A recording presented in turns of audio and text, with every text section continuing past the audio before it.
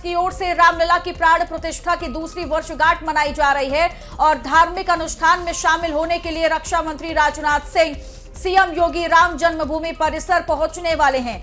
हिंदी तिथि के मुताबिक आज पौष शुक्ल की एकादशी है और पौष शुक्ल की द्वादशी को साल 2024 में रामलला की प्राण प्रतिष्ठा हुई थी। रक्षा मंत्री राजनाथ सिंह लगभग 3 घंटे से ज्यादा रामनगरी में रहेंगे और वो मां अन्नपूर्णा के मंदिर पर ध्वजारोहण भी करेंगे। राम मंदिर के निकास द्वार अंगद टीला पर रक्षा मंत्री राजनाथ सिंह और मुख्यमंत्री योगी आदित्यनाथ जनता को संबोधित करने वाले हैं। और जरा तस्वीरें आपको हम दिखा देते हैं इस वक्त अयोध्या में किस तरीके से जो उत्सव है वो मनाया जा रहा है। भारत की संस्कृति, हमारी परंपरा, ऐतिहासिक और आध्यात्मिक उत्सव एक बार फिर से साक्षी बनने जा रही है। अयोध्या नगरी दूर दराज से जो प्रभु श्री राम के श्रद्धालु हैं, उनके भक्त हैं, वो अयोध्या पहुंचे हुए हैं। क्योंकि 2 खास मौके, आज तारीख है 31 दिसंबर, साल का आखिरी दिन, तो दूसरी तरफ प्राण प्रतिष्ठा की दूसरी वर्षगांठ मनाई जा रही है। हिंदी तिथि के मुताबिक अगर हम देखें तो आज हिंदी उसके अनुसार देखा जाए तो शुक्ल द्वादशी है, पौष एकादशी है, जिसमें प्राण प्रतिष्ठा हुई थी प्रभु श्री राम की, और आज वही दिन और साल का आखिरी दिन भी है। तो इस लिहाज से पहली बात अगर हम करें तो प्रशासन के सामने चुनौतियां हैं, कैसे भीड़ को कंट्रोल करना है, कैसे सारी चीजों को मैनेज करके चलना है, सुरक्षा के लिहाज से तैयारियां कितनी चाक चौबंद होनी चाहिए, इस पर ध्यान देना है। तो दूसरी ओर अगर हम बात करें तो प्राण प्रतिष्ठा को देखते हुए इस वक्त अयोध्या में हमारी संस्कृति, हमारी परंपरा वो नजर आ रही है, उत्सव मनाया जा रहा है। निश्चित रूप से राजनाथ सिंह जी प्रतिष्ठा द्वादशी में शामिल हो रहे हैं। अन्नपूर्णा महारानी के शिखर पर केसरिया भगवा ध्वज लहराएंगे। बहुत ही सानंद है। नित्य निरंतर सनातन संस्कृति अपने सर्वोच्च शिखर पर स्थापित हो रहा है। इससे पूर्व देश के यशस्वी प्रधानमंत्री के करकमलों द्वारा भगवान के भव्य ऐतिहासिक मंदिर पर केसरिया भगवा ध्वज लहराया था। और जो है राजनाथ सिंह जी का आना और शामिल होना अत्यंत सराहनीय है। हम लोग उनका स्वागत करता हूं, सराहना करता हूं। भारत विश्व जो है गुरु बनने के उन्मुख हो चुका है। भारतीयता, सनातन संस्कृति सर्वोच्च शिखर पर स्थापित हो रहा है। देश के यशस्वी रक्षा मंत्री जी का अयोध्या से पुराना लगाव रहा है। राम जन्मभूमि आंदोलन के पृष्ठभूमि से वो जुड़े हुए थे। जब वह प्रथम बार उत्तर प्रदेश के मुखिया कुर्सी पर संभाले तो उन्होंने ऐलान किया कि मुझे अयोध्या जाना है। उस समय अशोक सिंघल जी ने, उससे पूर्व रामलला जब तंबू में हुआ करते थे, उन्होंने दर्शन करने के लिए कुछ साथियों के साथ गए। जब वहां कुछ विवाद हुआ उसके बाद उन्होंने जो है अपना प्रोग्राम कैंसिल कर दिया। आज वह अयोध्या आ रहे हैं। मैं उनका स्वागत करता हूं, साधुवाद देता हूं। रामलला अपने भव्य और नव्य मंदिर में विराजे हैं, स्थान पर विराजे हैं। तब से निरंतर कुछ ना कुछ बहुत हो रहा है, बहुत बड़ा हो रहा है और बहुत बड़ा बदलाव, बहुत बड़ा परिवर्तन दुनिया देख रही है, समाज देख रहा है, सभी सनातनी देख रहे हैं, विश्व देख रहा है। वैश्विक पटल पर अगर मैं देखूं तो आज वर्तमान समय में अयोध्या में जितने श्रद्धालुओं का आगमन हो रहा है, शायद लगभग विश्व के किसी भी कोने और जगह से, एंगल से देखा जाए तो ऐसा कम है। अयोध्या में भारी भक्तों का आगमन हो रहा है और मैं स्वागत करता हूं माननीय रक्षा मंत्री जी का, माननीय प्रदेश के यशस्वी मुख्यमंत्री पूज्य योगी आदित्यनाथ जी महाराज जी का, कि इनका आगमन जब से हुआ है प्रदेश में, तब से प्रदेश आगे फल रहा है, फूल रहा है। और प्रतिष्ठा द्वादशी में हम सभी संत पुनः साक्षी बनेंगे मां अन्नपूर्णा देवी के शिखर पर जो ध्वज लगेगा। मैं पुनः अयोध्या के सभी संतों की तरफ से मैं स्वागत करता हूं आदरणीय राजनाथ सिंह जी का। और वही हमारे संवाददाता ने हिमाचल से आए भक्तों से खास बातचीत की है, आपको सुनवाते हैं कि क्या कुछ कहा उन लोगों ने। दूसरी वर्षगांठ है, कुछ ही देर बाद राजनाथ सिंह पहुंचेंगे। उसके पहले देखिए किस तरीके से, देखिए जो भक्त रामनगरी अयोध्या पहुंचे हैं, किस तरीके से स्वागत कर रहे हैं अपने रक्षा मंत्री राजनाथ सिंह का, किस तरीके से नित्य क्रिया कर रहे हैं, यहाँ पर सांस्कृतिक प्रोग्राम कर रहे हैं। क्या नाम है आपका? ठाकुर मणि। कहाँ से हैं आप लोग? निचार ब्लॉक से। अच्छा, ये कौन से ये आप लोग यहाँ पर राम मंदिर गेट पर कर रहे हैं? कल्चर है हमारा एक। अच्छा। राम जी का गाना गा रहे हैं हम। अच्छा, राम जी का गाना गा रहे हैं। क्या नाम है आपका? किरण बाला। अच्छा, ये कौन सा नित्य क्रिया चल रही है? ये ना राम दशरथ जी की उस पे गाना बनाया हुआ है। अच्छा, राम जी पर गाना बनाया आपने, तो कैसा अयोध्या पहुंचे आप, कैसे लग रहा है? बहुत अच्छा लग रहा है। अच्छा, कितनी संख्या में आप लोग पहुंचे हैं? 50 से के हम लोग। 50? हाँ जी। देखिए 50 की संख्या है इन लोगों की, और देखिए किस तरीके से अपनी जो रामनगरी पहुंचे हैं और राम जी का जो गाना बनाए वो किस तरीके से देखिए यहाँ पर ये सुना भी रहे हैं, और अपने किस तरीके से जो प्रोग्राम है वो कर रहे हैं। लगातार हम तस्वीरें हम आपको दिखा रहे हैं अपने आज की खबर की स्क्रीन पर। आप देखिए राम मंदिर गेट के सामने किस तरीके से भारी मात्रा में संख्या पहुंची है राम भक्तों की, किस तरीके से वो लगातार हम आपको आज की खबर पर स्क्रीन पर दिखा रहे हैं, और भी बात करने की भी कोशिश करते हैं। माता जी, क्या नाम है आपका? शांति देवी। अच्छा, क्या नाम है आपका? सीता देवी। कहाँ से हैं आप? किन्नौर से हम। अच्छा, कब यहाँ पर पहुँच गई आप? कल शाम को पहुंच गए हम। कल शाम को। तो किस तरीके से राम मंदिर गेट के सामने आप लोग ये प्रोग्राम कर रहे हैं? ये प्रोग्राम जी हम श्री राम के नाम से गाना होता है हमारे गांव में। तो उस ट्रेडिशनल गाना है, तो हम हमेशा गाते हैं इसको। अच्छा, दर्शन कर लिया आप लोगों की? नहीं कर लिया। अच्छा, दर्शन हो गया। देखिए बहुत जो भारी मात्रा में भक्त हैं, दर्शन हो गए आपके? हो गए जी, हो गए जी। अच्छा, कैसा लगा मंदिर? बहुत अच्छा, बहुत अच्छा, सुंदर। वहाँ का अगर वातावरण की बात करें, मंदिर परिसर की बात करें, स्वस्थ, बहुत अच्छा लगा। बहुत अच्छा लगा। देखिए क्या नाम है आपका? मेरा नाम नेहा है। अच्छा, कहाँ से हैं आप? हिमाचल डिस्ट्रिक्ट किन्नौर। अच्छा, ये रामनगरी पहुंचे आप लोग, राम जी का गाना बनाए हैं, तो कौन सा भजन ये है, आप एक बार सुना दीजिए। ये किन्नौरी भजन है जो बहुत ही पुराना है, और ये अभी गा रहे हैं, अभी से गाएंगे तो खराब हो जाएगा ना। अच्छा, तो देखिए इस तरीके से रामनगरी अयोध्या जो भक्त पहुंचे वो सुना रहे हैं, और बड़ी बेहद ही उत्साह देखने को मिल रहा है। देखते रहिए आज की खबर के लिए करण दुबे, अयोध्या। और अब आगे बढ़ेंगे, जहां बहराइच में खेत में काम कर रही महिला पर तेंदुए ने हमला कर दिया। महिला के चीख पुकार सुनकर मौके पर ग्रामीण पहुंचे। ग्रामीणों ने लाठी डंडों से तेंदुए को खदेड़ा, और महिला के सिर, पीठ, हाथों के कंधों पर कई चोट आई हैं, जहां तेंदुए ने इस महिला को जख्मी कर दिया। हालांकि महिला को इलाज के लिए स्थानीय सीएचसी में एडमिट करवा दिया गया है, और खेत में दिखे तेंदुए के पंजे के निशान। तेंदुए को पकड़ने में पूरा वन विभाग इस समय देखिए जुटा हुआ है। खैरी घाट इलाके के चमारनपुरवा का ये मामला आपको बता रहे हैं। वो तो भागे चिल्ला के हैं, तो फिर पटक दी दोबारा, तो सब दौड़े हैं, घर वाले रहा, सब कोई रहा, दे रहा था बच्चे। अच्छा, तो यानी नोच का वो भाग निकला? भागिस कहा, जब बांस मारी में तब भाग में।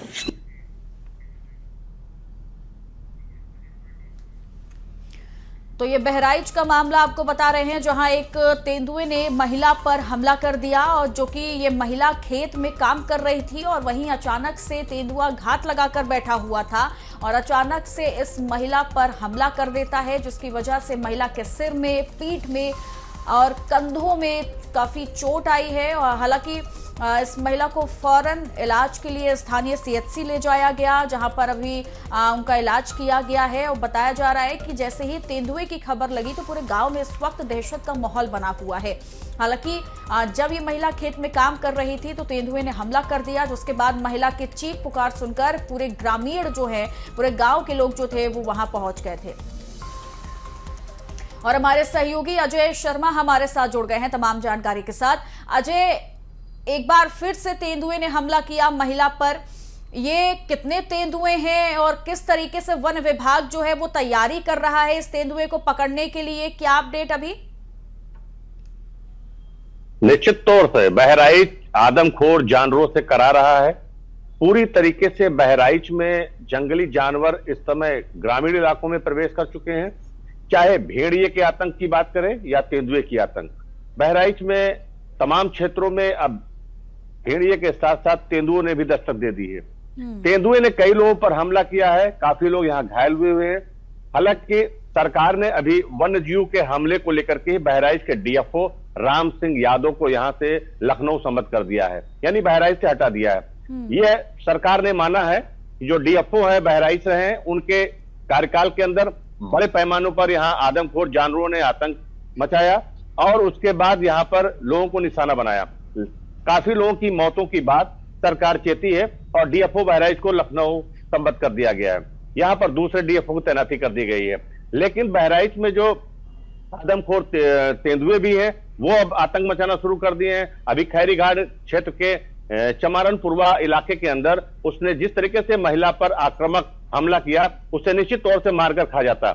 इससे पहले भी कई वारदात हो चुकी है, चाहे कतरनिया घाट के लगे हुए इलाके हो या बहराइच से सटे हुए क्षेत्र। इन दोनों इलाकों में वन्य जीवों के हमले बेबाकी से हो रहे हैं और बड़े पैमाने पर हो रहे हैं। अब सरकार को चेतना होगा कि इस तरीके के हमलों को रोकने के लिए सरकार क्या कदम उठाती है। वन विभाग के अफसर ग्राउंड जीरो पर जाने की बात करते हैं, पिंजरे लगाते हैं, पकड़ते हैं, लेकिन फिर कोई हमले हो जा रहे हैं। इसको रोक पाने में जिम्मेदार तंत्र नाकाम हो रहा है। लेकिन एक सुखद संदेश ये भी माना जा सकता है कि बहराइच के जो वन क्षेत्र से लगे हुए इलाके हैं, यहाँ पर जंगली जानवर बहुतायत हो चुके हैं। अब यहाँ की आबो हवा कैसी है, यहाँ का प्राकृतिक सौंदर्य कैसा है, इन सब चीजों पर भी रिसर्च होता है। लेकिन जब हमले हो जाते हैं, इंसानी मौत हो जाती है, तो लोग चिंतित हो जाते हैं। बहराइच में कतरनिया घाट क्षेत्र है जो वाइल्ड लाइफ इलाका है, यहाँ पर पर्यटक आ रहे हैं, बड़े पैमाने पर वहां ठहरते हैं, रिजॉर्ट्स बने हुए हैं, वहां पर सरकारी तामझाम है और उसके साथ साथ सरकारी गेस्ट हाउस तो उसको बुक करा रहे हैं। नए साल की उमंग में लोग आना चाहते हैं। लेकिन दूसरी तरफ बहराइच में जंगली जानवरों के कोहराम से लोग संशय की स्थिति में हो जा रहे हैं। कहीं लोग किसी को मार के खा जा रहा है, किसी को घायल कर दे रहा है। और ये कह सकते हैं कि वन विभाग के सामने अभी बहुत बड़ी चुनौती है, क्योंकि कई ऐसे एरिया हैं जो बेहद संवेदनशील अब हो चुके हैं और वहां पर निगरानी 24 घंटे रखना जरूरी है, क्योंकि किसी भी वक्त अगर तेंदुआ हमला करता है तो ये बहुत ही भयानक हो सकता है। बहुत बहुत शुक्रिया आपका तमाम जानकारी देने के लिए। खबरों में आगे बढ़ेंगे, जहां अमेठी में नकली खाद और कीटनाशक बनाने वाली फैक्ट्री का भंडाफोड़ हुआ है। डीएम के निर्देश पर कोतवाली के ककवा रोड स्थित मंगलपुर गांव में टीम ने छापेमारी करते हुए एक निजी स्कूल के कमरे से नकली खाद और कीटनाशक को बरामद किया। कार्रवाई के दौरान भारी मात्रा में नकली खाद बनाने का रॉ मटेरियल और पैकिंग के उपकरण भी जब्त किए गए। टीम ने मौके से एक वर्कर को भी गिरफ्तार कर लिया है। तो अमेठी का ये पूरा मामला, जहां खाद और कीटनाशक बनाने वाली फैक्ट्री का भंडाफोड़ हुआ है, जहां से नकली खाद को देखिए बरामद किया गया और भारी मात्रा में नकली कीटनाशक को भी जब्त कर लिया गया है। तो एक मजदूर पूरी टीम के हत्थे भी चढ़ गया, जिसे गिरफ्तार किया गया है और आगे की कार्रवाई फिलहाल अभी शुरू है। तो नकली खाद फैक्ट्री का भंडाफोड़ करते हुए नकली खाद को बरामद कर लिया गया है। और अब फिरोजाबाद से बड़ी खबर है, जहां जिम फायरिंग केस के आरोपी को गिरफ्तार किया गया। मुठभेड़ के बाद 4 आरोपी गिरफ्तार हो चुके हैं। 2 आरोपियों के पैर में गोली लगी है, जहां दोनों घायल अस्पताल में भर्ती हैं। 2 अवैध तमंचे और 5 जिंदा कारतूस को जब्त किया गया, जहां सीसीटीवी से आरोपियों की पहचान की गई थी, जिसके बाद इस जांच को आगे बढ़ाते हुए 4 आरोपियों को गिरफ्तार किया जा चुका है और 2 आरोपियों के पैर में गोली लगी है, जिन्हें अस्पताल में भर्ती करवाया गया।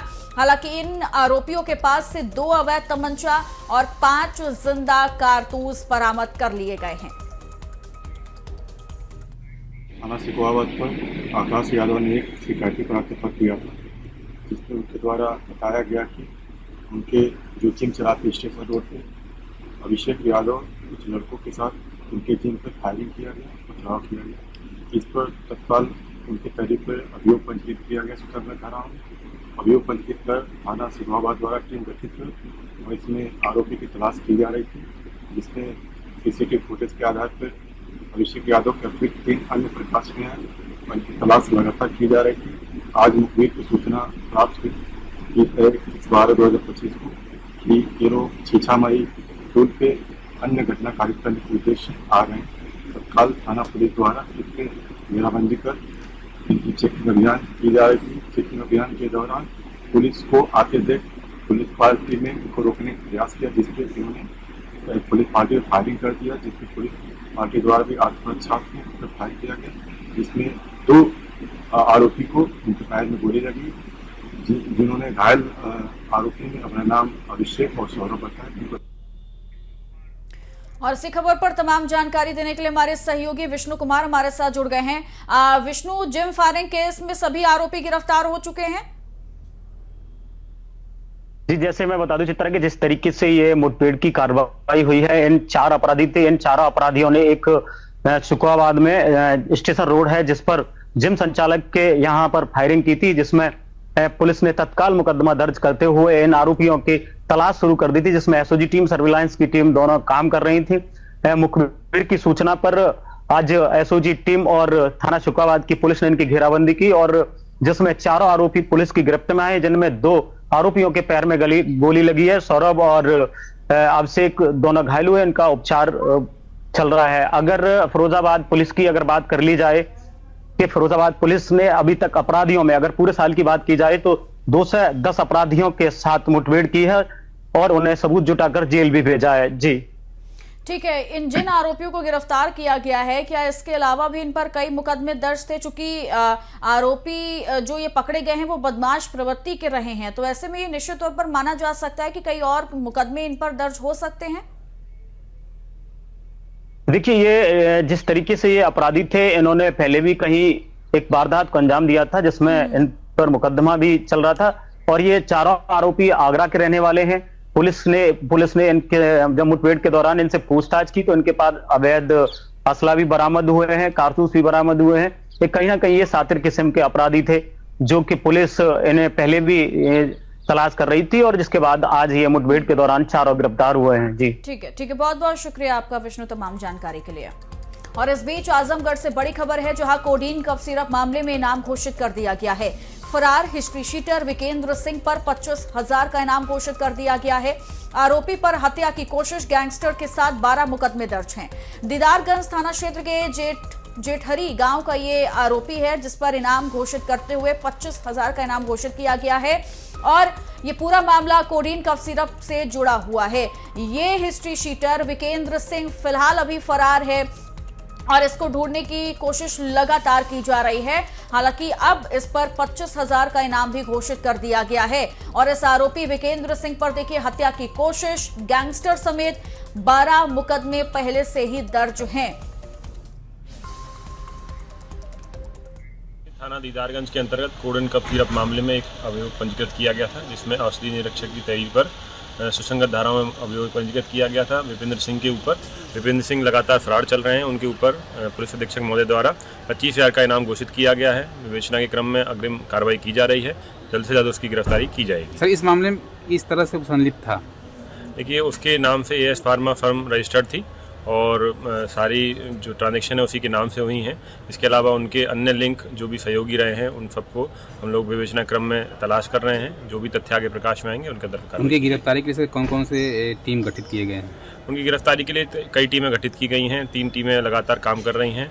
हमारी साइबर टीम भी उसकी बैंक अकाउंट की एनालिसिस कर रही है, CDR की भी हम लोग एनालिसिस कर रहे हैं और सभी तथ्यों पर गहराई से जाँच कर रहे हैं।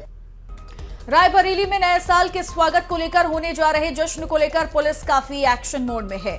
नए साल की खुशी में कोई खलल ना हो, इसको लेकर सीओ ट्रैफिक सड़कों पर निकल चुके हैं और सुरक्षा का खुद जायजा ले रहे हैं। इस दौरान वो मातहतों को कहीं फटकार लगाते नजर आए तो कहीं उनकी काउंसलिंग भी करने लगे।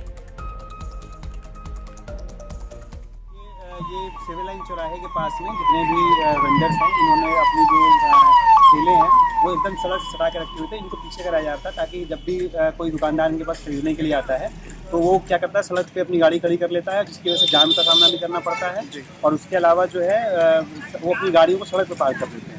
इसके लिए इनको जो है सड़क से 2-3 मीटर जो है पीछे कराया गया है ताकि किसी को कोई खरीदारी करनी है या कोई सामान लेना है तो वो आराम से अपनी गाड़ी जो है ये जो आपका सड़क से हट करके खड़ी कर सके, उसके लिए जगह दिया गया है।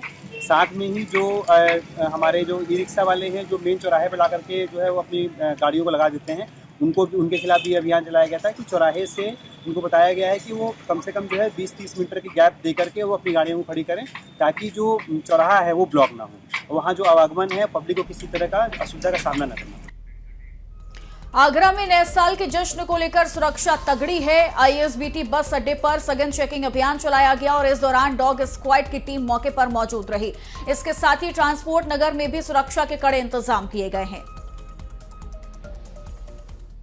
आगामी जो नववर्ष है उसके उपलक्ष्य में श्रीमान पुलिस आयुक्त महोदय और श्रीमान डीसीपी सिटी महोदय के निर्देशन में सभी वाहनों की चेकिंग जगह जगह पे हरिपर्वत क्षेत्र में हो रही है। अथवा ये जो आईएसबीटी का जो क्षेत्र है, आईएसबीटी में बहुत सारी बसेस रहती है, यहाँ पे बहुत सारे जनसंख्या का आना जाना रहता है। इसी क्रम में हमने यहाँ पे आज बॉम्ब स्क्वाड टीम से पूरी यहाँ पे सघन चेकिंग कराई है और यहाँ पे जो भी संदिग्ध व्यक्ति पाए गए उनकी बैग्स वगैरह चेक करे गए। ये जो सघन चेकिंग का अभियान है ये हमारा पूरा चलता रहेगा और ये शहर की सुरक्षा बहराइच में पुलिस ने मिशन शक्ति अभियान के तहत नई पहल की है। महिलाओं और लड़कियों की सुरक्षा के लिए भीड़ भाड़ वाले स्थलों और स्कूलों के पास शिकायत पेटियां लगाई गई। इन पेटियों में महिलाएं बिना किसी भय, दबाव या झिझक के अपनी शिकायतें डाल सकती हैं और वो सीधे पुलिस तक पहुंच जाएंगी। पुलिस की माने तो प्रक्रिया पूरी तरह गोपनीय रहेगी और पुलिस टीम समय समय पर पेटियों को खुलवा कर एक शिकायत का समाधान करेगी। देखिए, मिशन शक्ति 5.0 जो माननीय मुख्यमंत्री जी की प्रेरणा से शारदीय नवरात्र के समय लॉन्च किया गया है, इसमें इसी के तहत ये शिकायत पेटिका तमाम जो है ऐसे विद्यालय जहाँ पे महिलाएं या बच्चियाँ पढ़ रही हैं वहाँ पे लगाए जा रहे हैं। भीड़ भाड़ के स्थान पे लगाए जा रहे हैं जहाँ पे छेड़खानी या छीटाकसी की शिकायतें मिल रही हैं या फिर ऐसी संभावना है कि जहाँ पे इस तरह की घटनाएं हो सकती हैं, वहाँ पे लगाए जा रहे हैं।